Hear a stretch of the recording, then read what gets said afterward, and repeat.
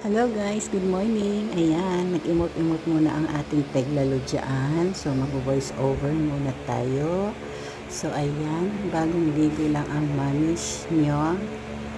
Ayan, imot-imot, pa-side view. Ayan. Ewan kung anong reaction ng face na yan. Sad ba or happy ba or ewan. Basta imot-imot lang siya dyan and so nakikita na yung process ng aking workout online, Zoom online. Nag-start ako ng August 13 morning sa Zoom online live. Ayan, medyo nabawasan tayo ng 2 kilos. Dating 74 kilos ako.